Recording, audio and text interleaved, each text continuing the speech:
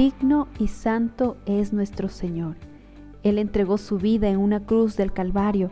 Él fue inmolado por cada uno de nosotros, y Él ha permitido que en su infinito amor, en su infinita gracia y misericordia, nosotros hayamos podido conocerlo como el único y suficiente Salvador de nuestra vida.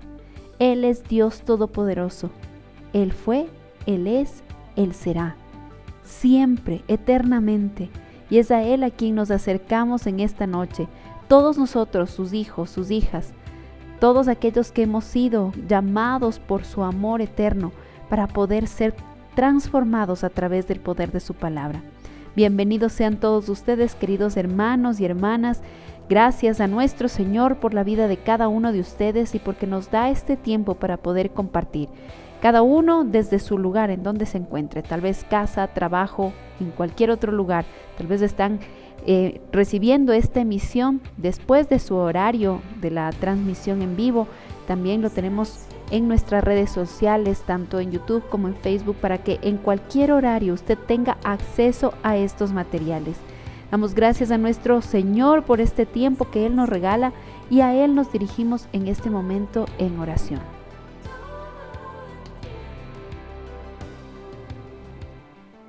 Amado Señor Jesús, tú eres grandioso, tú eres maravilloso, y solamente el decir tu nombre, el mencionar tu nombre, precioso nombre, trae a nuestros corazones una gratitud tan especial, pues te reconocemos por quien tú eres, nuestro Mesías, nuestro Salvador, ese Dios todopoderoso que extendió su mano para salvar a cada uno de nosotros. Todos quienes hemos depositado nuestra fe y nuestra confianza en ti, Señor, te damos gracias y por eso en esta noche nos acercamos para entregarte honor y gloria, reconociendo que tú eres digno de todo reconocimiento en nuestra vida, porque tuyo es todo el poder, tuya es toda la majestad. Y a ti, Señor, que eres el único Rey, grandioso y asombroso, podemos acercarnos a alabarte y adorarte. Gracias, Padre Santo, por darnos este tiempo en tu presencia. Entregamos, Señor, este momento en tus preciosas manos y te pedimos, Señor, que recibas nuestros corazones que se derraman delante de ti en oración y en adoración. Te adoramos. En Cristo Jesús hemos orado. Amén y amén.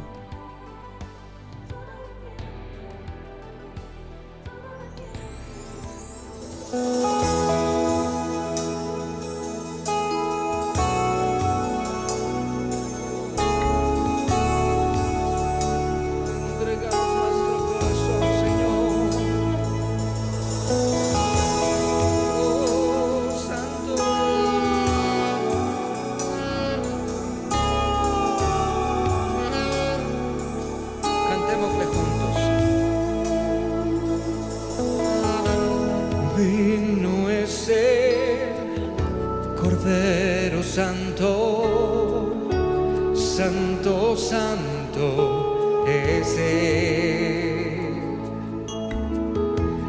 Levantamos nuestra alabanza al que en el trono está. Santo, Santo, Santo, Dios Todopoderoso, ¿quién fue, quién es y quién vendrá? La creación hoy canta y damos gloria a Él. Tú eres digno por siempre y siempre.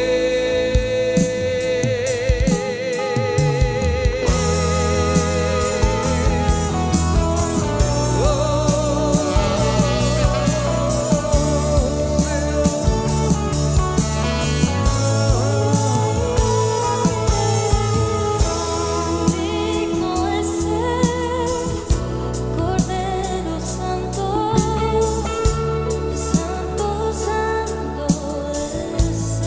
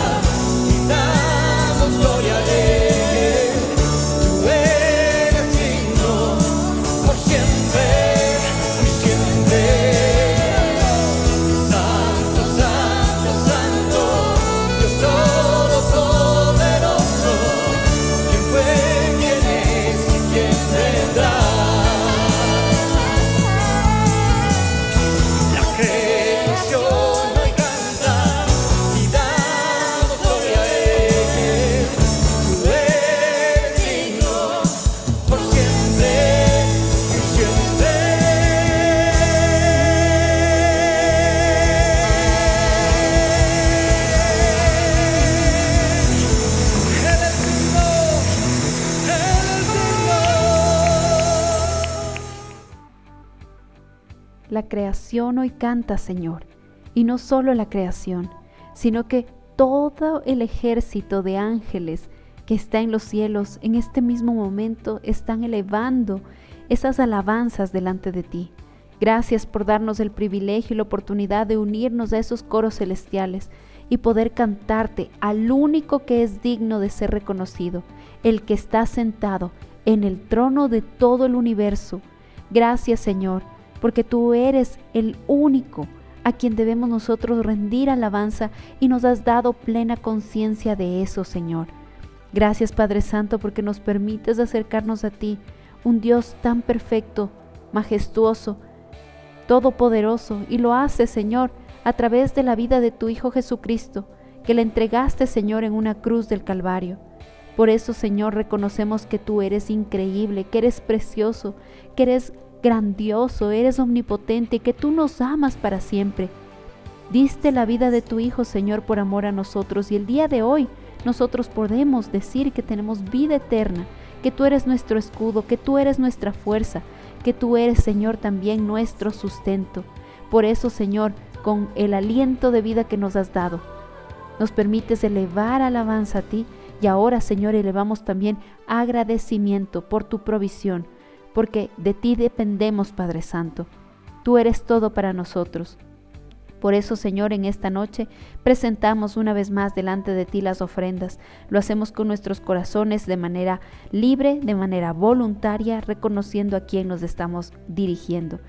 Aquel ser invencible, que no pudo ninguna cruz, que no pudo la muerte retenerlo, sino que el día de hoy tú estás resucitado, Señor, con vida, y nos has dado a nosotros también vida eterna para poder, Señor, alabarte y bendecirte. Gracias, Señor, por ser nuestro escudo, nuestra fortaleza, nuestro sustento, nuestro abrigo. Te adoramos a ti, te exaltamos y entregamos el resto de esta noche en tus preciosas manos. En Cristo Jesús hemos orado. Amén y amén. Amados hermanos, una vez más para recordarles a todos ustedes que tenemos disponible una dirección o un link que se lo conoce pues como el Linktree y que es muy fácil de usar. En este link usted puede encontrar toda la información que usted necesita saber de nosotros como congregación.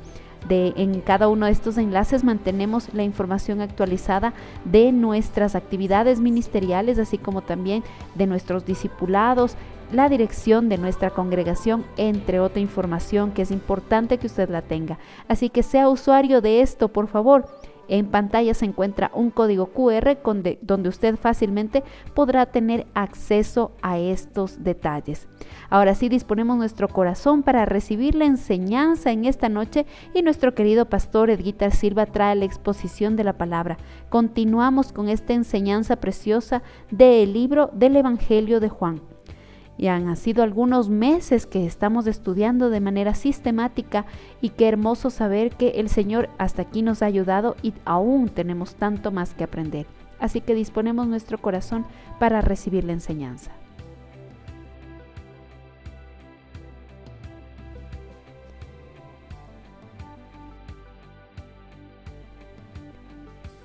Padre Santo, nos presentamos delante de ti para agradecerte, Señor, por la exposición de tu palabra. Sabemos, Padre, que tú tienes algo muy importante que hablar a cada uno de nosotros, y cuánto más aún cuando estamos ya revisando estos últimos capítulos, de los capítulos tan importantes, tan trascendentes, Señor, de cómo por amor a nosotros tú entregaste tu vida. Señor, te adoramos con todo el corazón. Entregamos este estudio en tus preciosas manos. Te pedimos, Señor, que seas tú hablando y utilizando también la vida de nuestro querido pastor Edguitar Silva. Úsalo, Señor, para la extensión de tu reino. Dale siempre sabiduría, Señor. Cuídalo, por favor, te lo pedimos. Cuídalo en todas las áreas de su ser, con su familia, con la salud de cada uno de ellos. Y te damos gracias, Padre Santo, porque hasta aquí tú a todos ellos los sigues utilizando como una herramienta de bendición para muchas personas. Te adoramos a ti, Padre Santo, te exaltamos a ti y gracias, Señor, por hablar directamente a nuestros corazones a través de este estudio. En Cristo Jesús hemos orado. Amén y amén.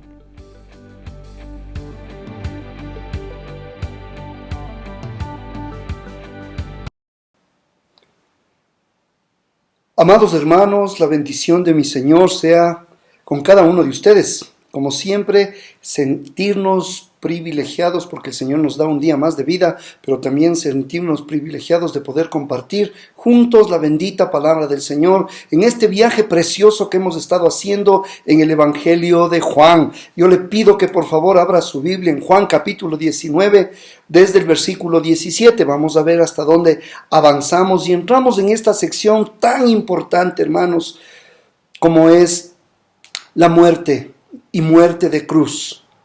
Por lo tanto, iglesia, le pido que por favor prepare su corazón para aprovechar al máximo este tiempo de estudio bíblico. ¿Qué es lo que necesitamos entonces? Necesitamos tener la palabra de Dios. Amados, y muerte de cruz. Este es el título de este gran segmento que vamos a estar estudiando en los siguientes días. Y mire cómo ha pasado el tiempo, hermanos queridos. Hace unos meses atrás comenzamos con Juan capítulo 1, versículo 1. Bueno, pues hoy ya estamos en Juan 19, versículo 17. El Señor ha sido tan bueno que nos ha permitido predicar de forma sistemática esta preciosa palabra. Y qué bueno que usted sea parte de este estudio bíblico. Amados hermanos, lo que se conoce como el credo apostólico, que de hecho no es que fue escrito por los primeros apóstoles, fue escrito tiempo después, sin embargo, es lo que precisamente los apóstoles, y vemos nosotros en los evangelios y luego ya en el Nuevo Testamento, vemos nosotros como declaraciones de fe, como las declaraciones de nuestro propio Señor Jesucristo. Este credo apostólico declara sin rodeos que nuestro Señor Jesucristo fue crucificado, muerto y sepultado. Llamados estos tres eventos, que nuestro Señor fue crucificado, muerto y sepultado, se describen precisamente desde el capítulo 19, versículo 17, que vamos a dar lectura, hasta el 42. Eso involucra en estos pasajes la crucifixión, muerte y sepultura de nuestro Señor. Eventos, por cierto, amados, históricos, que nosotros deberíamos de entender, y que aunque usted haya dicho, yo ya he oído mucho de esto, yo hasta he visto películas de esto, no, deberíamos entender no solo desde un punto de vista histórico, no solo de un punto de vista de información intelectual, sino desde un punto de vista doctrinal. ¿Por qué? Porque lo que sucedió es tan importante, hermanos. Es tan importante. Si usted espera ir al cielo, es tan importante que nosotros podamos comprender y conocer lo que implica la crucifixión, la muerte y la sepultura, por lo pronto, en esta sección que vamos a estar estudiando, y luego de seguro la resurrección y ascenso. Pero vamos con esta primera parte. Crucificado. Primero fue crucificado, muerto, sepultado. Vamos con la primera parte, crucificado. Vamos a leer desde el versículo 17 al 27, por favor, de Juan 19. Juan 19, versículo 17 al 27 dice: Y él, cargando su cruz, salió al lugar llamado de la calavera, y en hebreo Gólgota, y allí le crucificaron, y con él a otros dos, uno a cada lado, y Jesús en medio. Escribió también Pilato un título que puso sobre la cruz, el cual decía: Jesús Nazareno, Rey de los judíos. Y muchos de los judíos leyeron este título, porque el lugar donde Jesús fue crucificado estaba cerca de la ciudad, y el título estaba escrito en hebreo, en griego y en latín. Dijeron a Pilato los principales sacerdotes de los judíos: No escribas, Rey de los judíos, sino que él dijo: Soy Rey de los judíos. Respondió Pilato: Lo que escrito, he escrito. Cuando los soldados hubieron crucificado a Jesús, tomaron sus vestidos e hicieron 4 partes, y una para cada soldado. Tomaron también su túnica, la cual era sin costura, de un solo tejido, de arriba abajo. Entonces dijeron entre sí: No la partamos, si no echemos suerte sobre ella, a ver de quién será. Esto fue para que se cumpliese la escritura, que dice, repartieron entre sí mis vestidos y sobre mi ropa echaron suertes, y así lo hicieron los soldados. Versículo 25. Vamos a leer hasta el 27. Estaban junto a la cruz de Jesús su madre y la hermana de su madre, María, mujer de Cleofas, y María Magdalena. Cuando vio Jesús a su madre y al discípulo a quien él amaba, que estaba presente, dijo a su madre, mujer, he ahí tu hijo. Después dijo al discípulo, he ahí tu madre. Y desde aquella hora el discípulo la recibió en su casa. Amados hermanos, en esta sección, una vez más, nos narra acerca de la crucifixión de nuestro Señor. Recuerde que Poncio Pilato entregó a Jesús a los principales sacerdotes y ellos, con la ayuda de los soldados romanos, llevaron a Jesús, ¿para qué? Para crucificarle. Amados, el estadista filósofo romano Cicerón dijo lo siguiente con respecto a la crucifixión. Decía que es el más cruel y más vergonzoso de todos los castigos. Decía que dicho castigo jamás se acerque al cuerpo de un ciudadano romano. Decía, no, ni siquiera cerca de sus pensamientos, ojos u oídos. Imagínense, la crucifixión, amados hermanos, probablemente tuvo sus orígenes, entre la cultura persa, entre los persas o fenicios, pero fueron en cambio los romanos los que la usaron de manera especial. Ningún ciudadano romano debía ser crucificado, aunque hubo en la historia ciertas excepciones. Así que este modo de pena capital estaba reservado para los criminales de la peor clase, la crucifixión. Criminales de la peor clase, particularmente los que promovían la insurrección contra el imperio romano, contra el sistema y el gobierno romano. Hoy nosotros pensamos de la cruz como símbolo de gloria y victoria y lo hacemos bien. Pero en los días de Pilato, la cruz significaba lo más vil del rechazo, la vergüenza y el sufrimiento. Y fue ahí nuestro Señor Jesucristo quien hizo realmente la diferencia. Amados hermanos, se acostumbraba que el criminal llevara su propia cruz, o por lo menos el travesaño, desde el tribunal al lugar de la crucifixión. Así que nuestro Señor Jesucristo empezó un recorrido de aproximadamente 1,5 kilómetros llevando a cuestas su cruz. Dice la palabra que recibió ayuda de un tal Simón de Cirene, a quien los soldados romanos reclutaron para esta tarea, que ayuden al Señor. No sabemos por qué a Jesús se le quitó ese momento la carga. La Biblia guarda silencio, pero amados, preguntémonos, ¿estaba demasiado débil debido a los azotes como para llevar a cuestas solo esa cruz? ¿Estaba su debilidad demorando la procesión tal vez en momentos cuando los judíos más bien querían que todo terminara pronto para poder celebrar el sábado pascual? Una cosa sí es segura, mis amados: llevar la cruz era señal de culpa, y Jesús, nuestro Señor, no era culpable. De ninguna manera, no era culpable. Amados, también se exigía que el criminal llevara un letrero que anunciaba su crimen.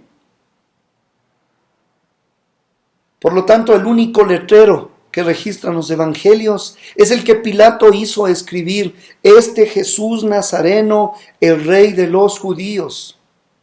Iglesia preciosa, nada es coincidencia, nada es coincidencia.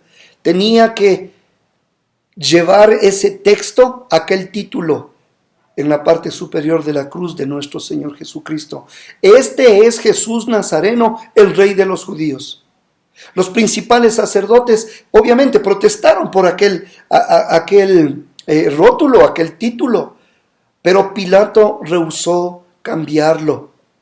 Fue su golpe final contra el establecimiento religioso de los judíos. Simplemente Pilato dijo, no, lo que está escrito está escrito.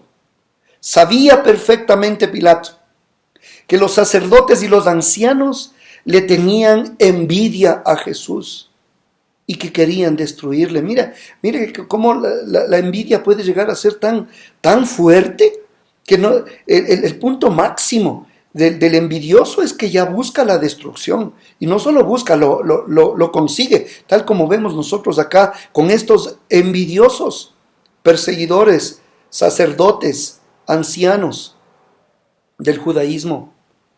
Querían destruirlo. De hecho, eso es lo que dice Mateo capítulo 27, versículo 18. Dice Mateo 27, 18, porque sabía que por envidia le habían entregado.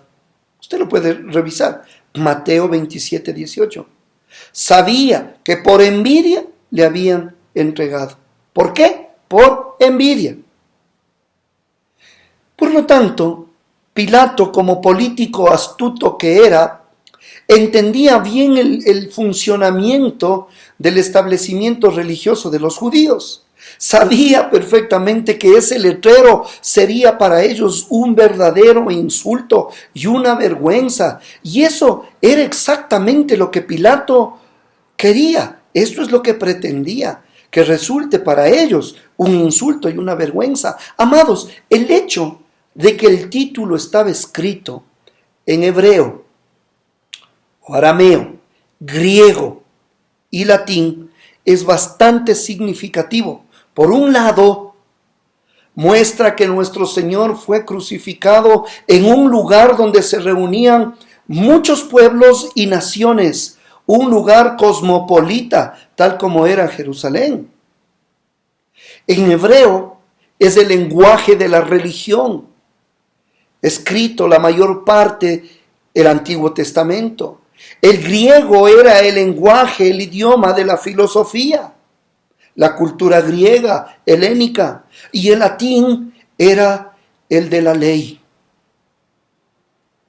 Y todas estos tres lenguajes, estos tres idiomas se combinaron para crucificar al Hijo de Dios. Pero lo que Él hizo en la cruz, amados, no lo hizo solamente por el pueblo judío. No lo hizo solamente por el pueblo griego. No lo hizo por la cultura latina. Lo hizo por todo el mundo. En su evangelio, que estamos leyendo ahora, Juan, el apóstol Juan, en este evangelio, recalca la extensión mundial de la obra de Cristo. Pero bueno, sin darse cuenta, Pilato escribió realmente un tratado de evangelización cuando preparó el título. ¿Por qué, diríamos nosotros? Porque uno de los ladrones precisamente descubrió que Jesús era rey y le pidió entrada en su reino. Jesús fue crucificado fuera de la ciudad. Era necesario que eso acontezca, tal como lo menciona Hebreos capítulo 13, versículo 11 al 13. Hebreos capítulo 13, versículo 11 al 13. Era necesario que nuestro Señor sea crucificado fuera de la ciudad. Dice Hebreos 13, 11. Porque los cuerpos de aquellos animales cuya sangre a causa del pecado es introducida en el santuario por el sumo sacerdote, son quemados, donde dice, fuera del campamento. Por lo cual también Jesús, para santificar al pueblo mediante su propia sangre, padeció fuera de la puerta. Salgamos pues a él fuera del campamento, llevando su vituperio. Amados, esto acontecía en el Antiguo Testamento año tras año. Cada vez que era sacrificado aquel cordero, tenía que ser sacado del campamento, pero esta vez que era crucificado el Cordero Pascual que quita el pecado del mundo, exactamente lo que sucedía en el Antiguo Testamento como una sombra nada más, esta vez tenía que cumplirse fuera de la ciudad, entre dos ladrones, posiblemente compañeros de Barrabás, como lo habíamos estudiado en la clase anterior. No sabemos dónde exactamente levantaron la cruz del Salvador. Ha habido tantos cambios en la topografía de Jerusalén, amados, desde el año 70, imagínate que fue destruido, cuando Tito y los romanos precisamente destruyeron el Jerusalén. ¿Recuerdas que el Señor les había dicho a los discípulos, no quedará piedra sobre piedra? Amados, por lo tanto, es imposible determinar con precisión ni la ruta que siguió nuestro Señor, ni el sitio donde levantaron la cruz. No. Se supone, hay ciertos lugares, algo turístico. Amados, a los peregrinos de la actualidad, por ejemplo, que van de paseo para la Tierra Santa, les muestran tanto la iglesia del Santo Sepulcro como el Calvario cerca del huerto de la tumba, pero con precisión, no se sabe. La palabra hebrea Gólgota, que fue el lugar donde el Señor fue crucificado, en realidad Gólgota quiere decir cráneo o calavera. Por eso Calvario es equivalente en el latín. No se nos dice por qué tenía ese nombre peculiar, pero los judíos no permitirían que calaveras ceremonialmente inmundas, decían ellos, quedaran en un lugar de ejecución pública. De hecho, los cuerpos con las cabezas intactas por lo general eran enterrados, si las víctimas tenían amigos o echados al basurero público. Imagínate. Ahora, hermanos queridos, el que Jesús haya sido crucificado con dos ladrones realmente es notorio. Aumenta la vergüenza. Y eso es lo que pretendían los enemigos del Señor. Aumentar la vergüenza, el escarnio. Pero ellos no se daban cuenta que al poner dos ladrones ahí, en el lugar de la crucifixión, no es que ellos se salían con la de ellos, a aumentar la vergüenza. En realidad se estaba cumpliendo la profecía. Recuerde que en Isaías 53, 12, y qué lindo es esto entender, hermanos, que no es que el hombre se sale con la suya siempre o muchas veces. No. Amados, hay cosas que pasan en este mundo, hay cosas que pasan en el país, hay cosas que pasan en nuestra familia, hay cosas que pasan en la iglesia, en nuestras vidas, que lo único que se hace es cumplir la voluntad de Dios. Aunque nosotros engañados y muchas veces confundidos, nosotros creemos que el hombre está haciendo su voluntad, que es el hombre el que hace y deshace. No. Vemos nosotros en Isaías 53, 12 que dice, y fue contado, hablando de los sufrimientos de nuestro Señor, y fue contado con los pecadores. Lo trataron como a un criminal común. Amados, las ejecuciones modernas por lo general se llevan a cabo en forma privada, ¿te has dado cuenta? Aquel que es llevado a la silla eléctrica, por ejemplo, se lo hace de una forma privada, pero nuestro Señor Jesucristo fue clavado a una cruz y colgado para que toda la gente lo viera. Recuerda que era la temporada de la Pascua y había miles de visitantes en la ciudad. El lugar de ejecución se hallaba fuera de la ciudad, por donde precisamente pasaba mucha gente. Jesús era una figura bien conocida, así que su arresto y condenación serían tema de conversación por largos días y por largo tiempo. Era natural que la gente se reuniera para contemplar esta trágica escena. Amados, a veces nosotros hemos dicho que tal vez nadie nos entiende cuando hemos sido avergonzados. No, hay uno, es nuestro Señor Jesucristo, tu Señor y tu Salvador. A Él deberíamos acudir cada vez que nos sentimos solos, porque Él experimentó la soledad. A Él deberíamos acudir cada vez que nos sentimos traicionados, porque Él fue traicionado. A Él deberíamos acudir cuando nos sentimos avergonzados, porque Él fue avergonzado. Cuando somos objeto de envidia de otros, a Él debemos acudir, porque Él pasó primero por todo esto. Él entiende, Él conoce, Él sabe exactamente lo que tú estás viviendo. Amados hermanos, en ese lugar se encontraban también no solo los dos ladrones, se encontraban también los soldados. Soldados tanto del templo como de las autoridades romanas. Ese era su trabajo. En casi todas las ejecuciones romanas se asignaba, por ejemplo, a un centurión con 4 soldados como ayudantes. Ahora, siendo que Jesús era un maestro popular con muchos seguidores, recuerda días antes la entrada a Jerusalén montado sobre aquel pollino. Recuerda los cánticos que se le elevaban. Así que el Señor a estas alturas era muy popular. Y Pilato tal vez asignó a más guardias para que estén ahí en el Gólgota, en el Calvario o la calavera, el lugar de la calavera. Amados, era privilegio entonces de los soldados repartirse cualquier pertenencia personal que tuvieran las víctimas. Sí, para ellos eso era un trofeo. Así que se dividieron todo lo que Jesús poseía. ¿Qué es lo que poseía? Su ropa personal.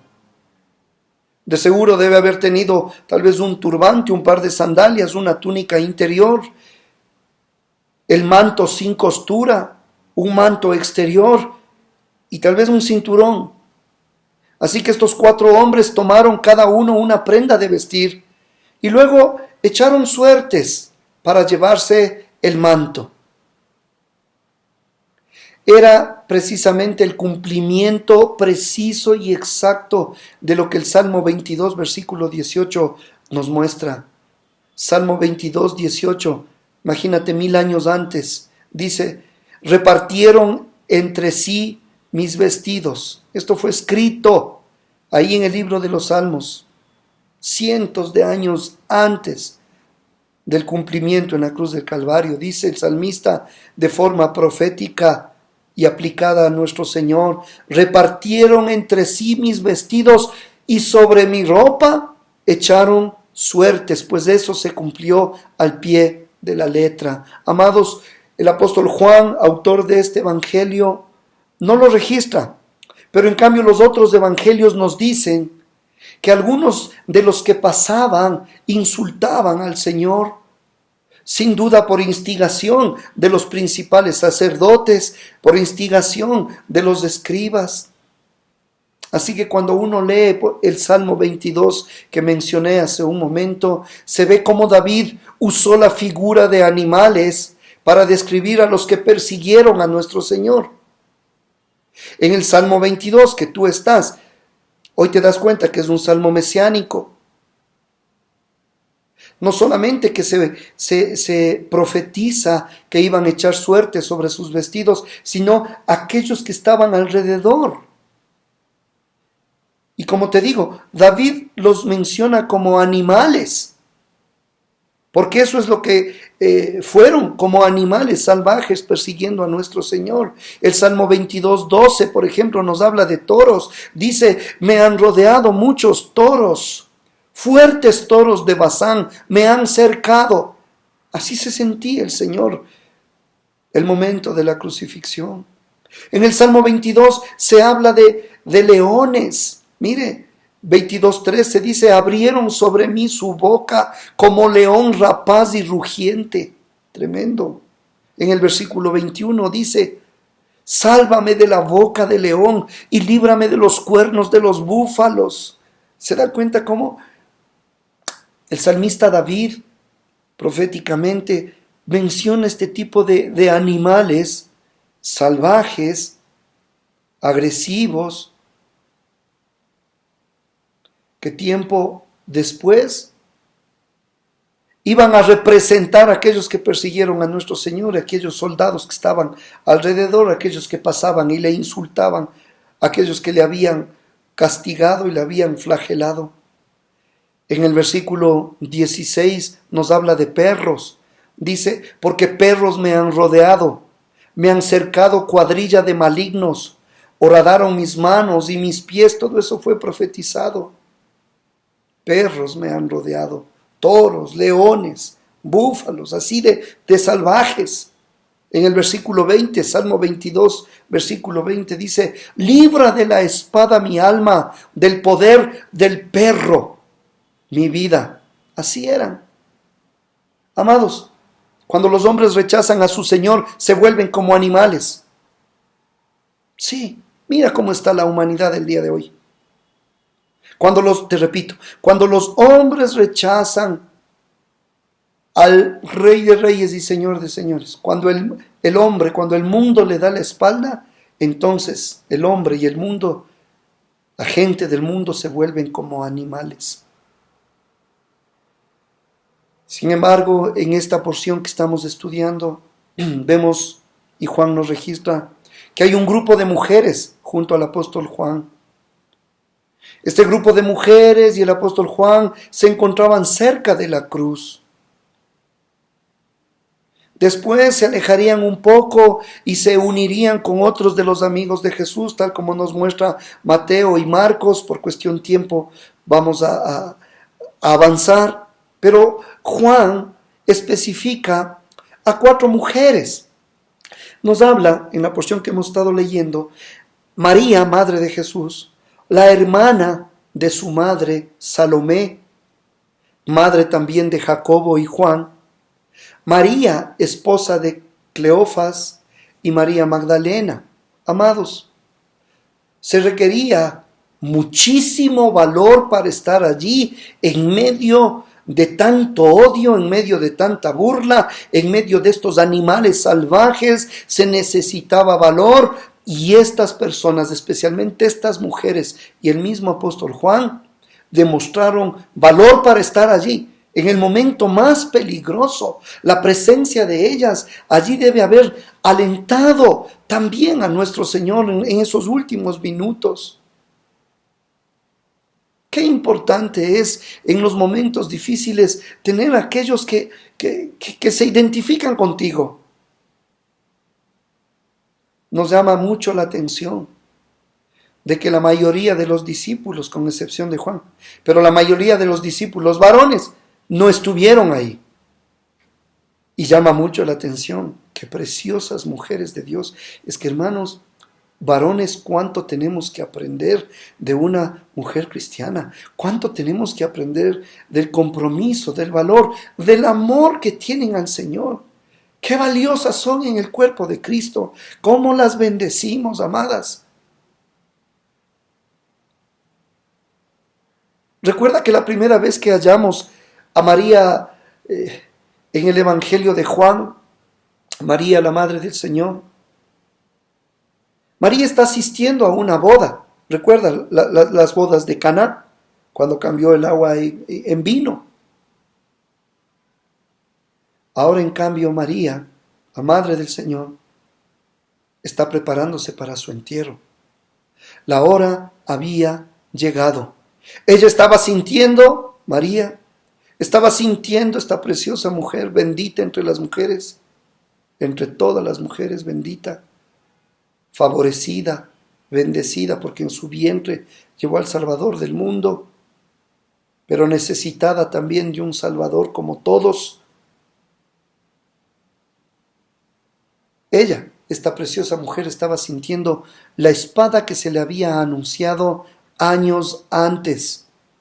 Ahí en Lucas 2:35 se le había dicho Simeón, este hombre anciano que lo único que esperaba era ver al Mesías, y lo vio pequeñito y dijo: una espada traspasará tu alma, le dijo a María, para que sean revelados los pensamientos de muchos corazones.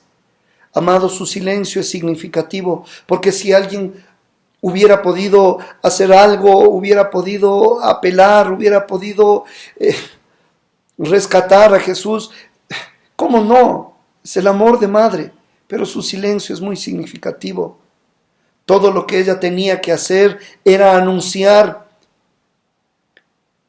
que tal vez sus afirmaciones eran falsas, pero no dijo nada. ¡Qué testimonio de la deidad de Cristo! Jesús le aseguró su amor y le dio a su discípulo amado, que se le había recostado en su momento en su pecho para que fuera su hijo adoptivo, y ahora le dice que cuidara de ella.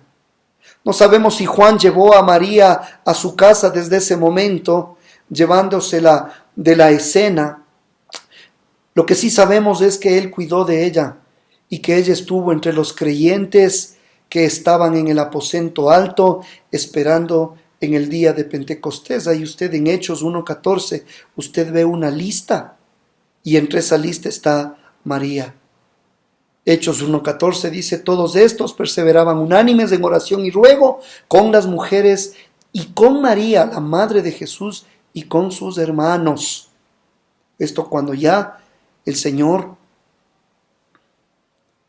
había dado su vida en la cruz del Calvario. Hechos 1:14. Incluso mientras realizaba su gran obra de redención, nuestro Señor Jesucristo fue fiel a sus responsabilidades como hijo. He ahí tu madre, le dice a Juan. Qué honor fue para Juan tomar el lugar del Señor en la vida de María, poder cuidarla, poder velar por ella. Amados, en el caso de María, la madre del Señor,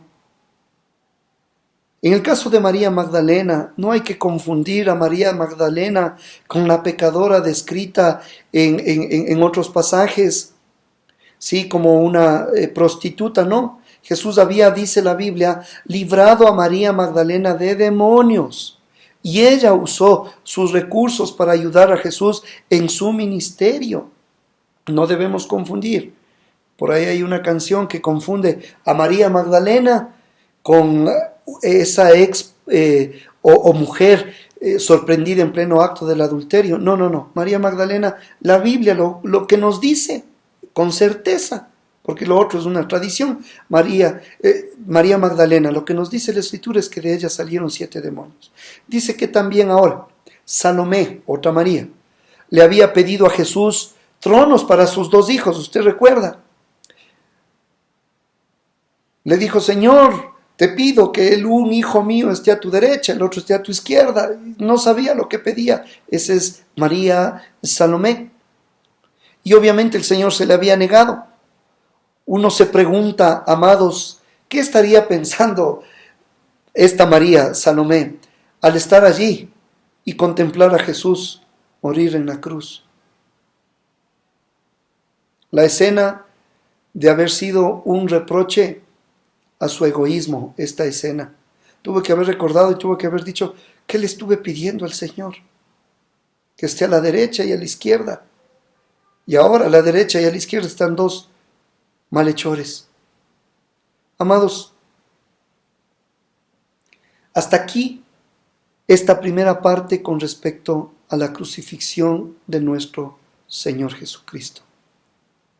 Dejamos para la siguiente clase la muerte, y estaremos estudiando desde Juan 19, desde el 28 al 30, pero esta vez debemos comprender, amados, que hay muchas cosas que pasan en el mundo y que no nos damos cuenta que detrás de todo está nuestro Dios soberano, cumpliendo sus planes y sus propósitos.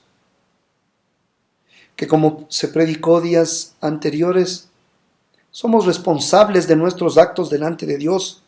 Somos responsables de las cosas que hacemos, que decimos, de las decisiones que tomamos. Somos responsables. Pero, nunca nos olvidemos que sobre eso está un Dios soberano, que tiene el control de todas las cosas, que Él sabe lo que permite, que Él sabe lo que no permite, y como te he dicho muchas veces, que Él sabe cuando abre una puerta o cuando Él cierra una puerta. Amados, que podamos comprender que ese hecho doloroso que vivió nuestro Señor hace 2000 años en favor de nosotros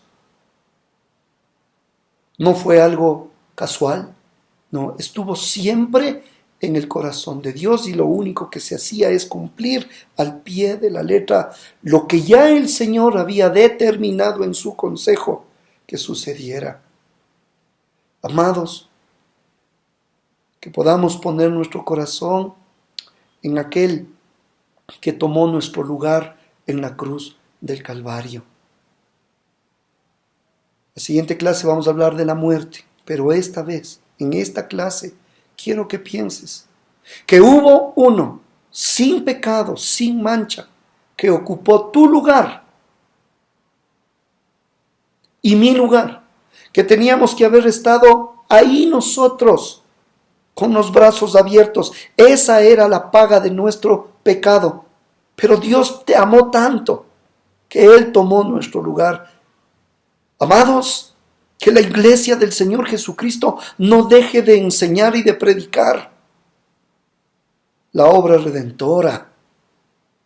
Que como iglesia no nos confundamos con mensajes bonitos, con llamativos, donde hay mucha, a veces, filosofía humana, que son caramelos al oído, como lo he mencionado, y dejemos de predicar la cruz, la resurrección, la muerte de nuestro Señor Jesucristo. Que como iglesia cristiana, Dios es fiel, nos enamoremos cada vez más de estas doctrinas, de estos eventos históricos, y que lo único que provoque en nosotros sea caer de rodillas en gratitud, en adoración, en exaltación, en aquel que tomó nuestro lugar, porque nosotros somos los culpables, no el Señor, no. Amado Dios, gracias por dejarnos entender lo que significó para ti la crucifixión, y en esta noche solo te decimos, Señor, muchísimas gracias. No podremos hacer nunca nada para poder pagar lo que tú pagaste, porque tu sangre no tiene precio. Tu sangre fue derramada en favor de cada uno de nosotros. Amado Dios, que en esta noche podamos cerrar nuestros ojos y poder decirte a ti, papá, gracias. Gracias por enviar a tu Hijo, porque Él ocupó nuestro lugar. Y gracias, Espíritu Santo, porque a través de la palabra y a través de esta enseñanza confirmas en nuestros corazones que el justo fue en lugar de los injustos. Para ti la gloria y la honra. Te decimos gracias, Señor, en nuestras vidas postradas a tus pies. Bendice a tu iglesia, tu amada, aquellos que fueron comprados a precio de sangre. Tu bendición sobre cada uno de ellos. En los méritos de nuestro Señor Jesucristo te he pedido, para la gloria de Dios Padre y en el poder del Espíritu Santo. Y todos decimos amén y amén. Dios les bendiga, amados.